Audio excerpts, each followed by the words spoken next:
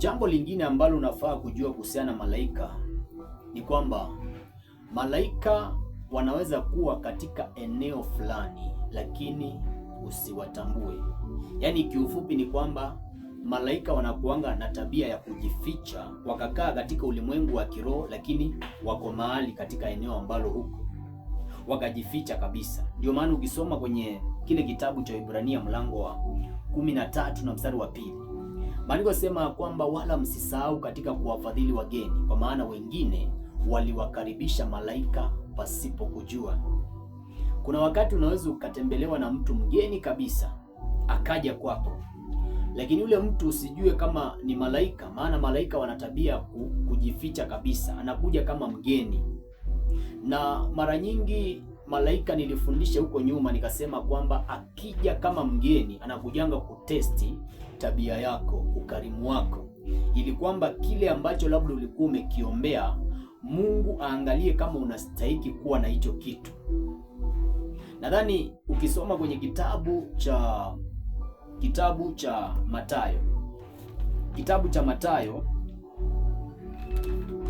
Mathayo mlango wa 25 mstari wa 31, hapo tulikuwa tunajifundisha kuhusiana na malaika Yesu, ambaye Yesu anawaongelesha watu ambao walimjia siku ya mwisho baada ya kuwa waliona kwamba majina yao hayajaandikwa kwenye kitabu cha uzima, wakaona kwamba hawataingia mbinguni.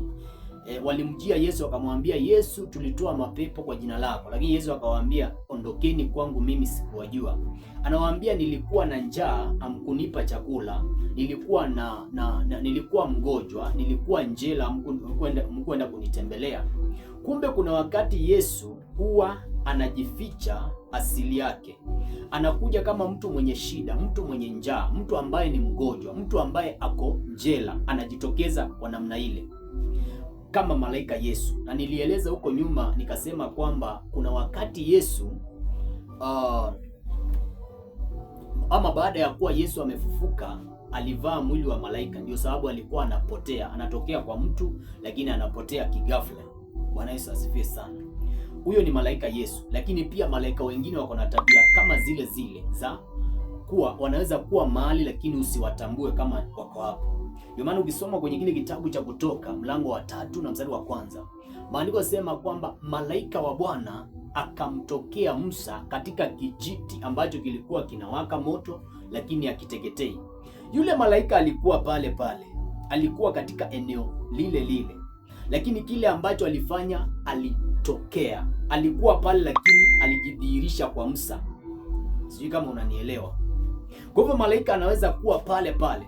Musa alikuwa amelisha kondoo wa baba yake ama wa Jethro katika maeneo tofauti tofauti, lakini alipofika eneo fulani, lile eneo kwa sababu ilikuwa ni eneo takatifu kwa sababu ya malaika, kwa sababu ile eneo Mungu alikuwa amelitakasa kwa sababu ya mambo yake. Alipofika kwenye ile eneo, malaika wa Bwana akajitokeza pale pale. Sijui kama kuna kitu ambacho nakielewa pale. Bwana Yesu asifiwe sana. Yaani katika shamba ama katika kile kichaka ambao Musa alikuwa analisha, kulikuwa na maeneo makubwa sana. Lakini kwa nini malaika akajitokeza katika eneo fulani? Kwa sababu ina maana kwamba mahali pale pale malaika alikuwa pale pale, kwa sababu mahali pale palikuwa ni patakatifu, lakini ni vile hakuwa amejidhihirisha kwa Musa. Kwa hivyo malaika kama hajajidhihirisha kwa mtu, unaweza ukakosa kujua kama yupo, lakini kumbe yuko pale pale tu. Ndio maana utaona kwenye kitabu cha Mwanzo mlango wa 28 mstari wa 12, Yakobo alienda akalala mahali kunaitwa Betheli. Na alipolala, maandiko yasema akaona malaika wa Bwana wanapanda na kushuka. Akasema, kumbe Mungu alikuwa mahali hapa na mimi sikujua. Alipokuwa analala hakuwa anajua kama Mungu yuko pale, lakini wakati ule mawazo yake alipotulia, akili zake zikatulia, akalala usiku wa manane, ndio akaona malaika wanapanda na kushuka. Malaika wale walikuwa hapo hata kabla Yakobo haja kuja, lakini vile hawakuwa wamejidhihirisha kwa sababu Yakobo alikuwa na papara zake, Yakobo alikuwa na shughuli zake, alikuwa na mambo ambayo yanampiga kwenye mawazo yake, kwa sababu alikuwa amefukuzwa na ndugu yake. Kwa hivyo malaika wanaweza kuwa katika eneo fulani, lakini usiwatambue kama wenyewe hawajajidhihirisha, kwa sababu nilisema malaika wako na asili mbili. Wanaweza kukaa katika ulimwengu wa kiroho, lakini pia wanaweza kuja katika ulimwengu wa kimwili. Bwana Yesu asifiwe sana. Sasa nataka tuingie kwenye jambo lingine. Nataka tujifundishe hivi, ni dalili gani ambazo ukiziona utajua kabisa hapa kuna uwepo wa malaika. Kiufupi nataka nifundishe kuhusiana na dalili za uwepo wa malaika. Dalili ya kwanza ambayo utaiangalia, ambayo itakusaidia kujua kwamba malaika yupo karibu na wewe, ni uwepo wa nuru. Uwepo wa nuru. Kwenye kile kitabu cha Matendo ya Mitume, kitabu cha Matendo ya Mitume 12 na mstari wa 7, maandiko yasema hivi: mara malaika wa Bwana akasimama karibu naye, nuru ikamulika mle chumbani. Hii ni stori ya Petro wakati ule alipokuwa gerezani, na wakati ule malaika alipokuja kumtoa gerezani, maandiko yasema kwamba nuru ilitangulia ikamulika pale gerezani. Na ile nuru ilimulika si kwa sababu ulikuwa na taa pale, lakini kwa sababu ulikuwa na uwepo wa malaika katika ile gereza. Kwa hivyo dalili moja ya kujua kwamba malaika yuko katika eneo fulani ni uwepo wa nuru, uwepo wa mwangaza katika eneo fulani. Bwana Yesu asifiwe sana.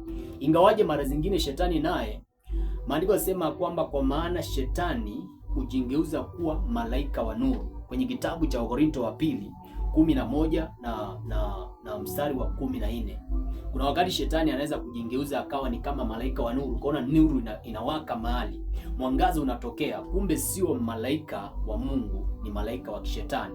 Lakini ninapoendelea kufundisha, nitakufundisha vitu ambavyo vitakutofautisha ya kwamba huyu ni malaika wa Mungu na huyu ni malaika wa shetani kwa mahali hapa. Na tayari kuna vitu ambavyo nimevitaja pale ambavyo vimekusaidia ya kwamba malaika usiki kwenye mahusiano, malaika huwa aambudiwi.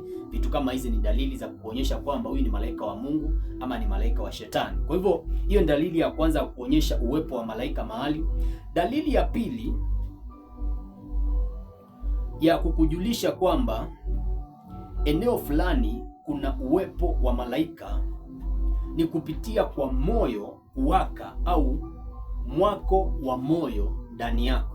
Kwenye kile kitabu cha Luka mtakatifu mlango 24 na mstari wa 29 mpaka 32, kuna watu ambao walikuwa wanaelekea Emmaus, na maandiko yasema ya kwamba Yesu alikuwa tayari ameshafufuka kutoka kwa wafu.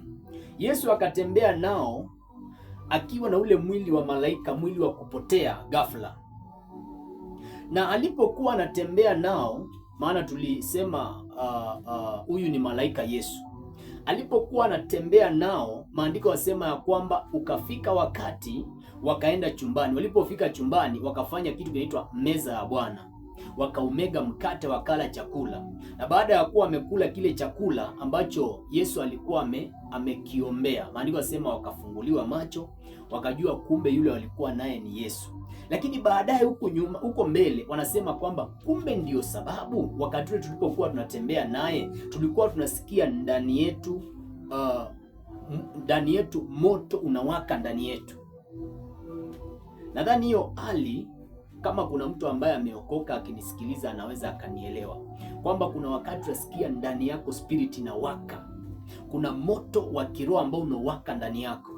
Ule moto unaweza ukawaka kwa sababu ya uwepo wa Roho Mtakatifu ama kwa sababu ya uwepo wa malaika karibu na wewe. Bwana Yesu asifiwe sana. Kwa hivyo ukisikia moto unawaka ndani yako, either moto wa kuomba, moto wa kukemea, moto wa kufundisha neno la Mungu, ujue kwamba kuna uwezekano kuna uwepo wa malaika katika eneo ambalo upo. Sijui kama naeleweka. Bwana Yesu asifiwe sana. Kumbuka nafundisha dalili za uwepo wa malaika ama dalili ambazo zitakufundisha kwamba malaika yuko karibu na wewe na anafanya kazi fulani kwenye maisha yako.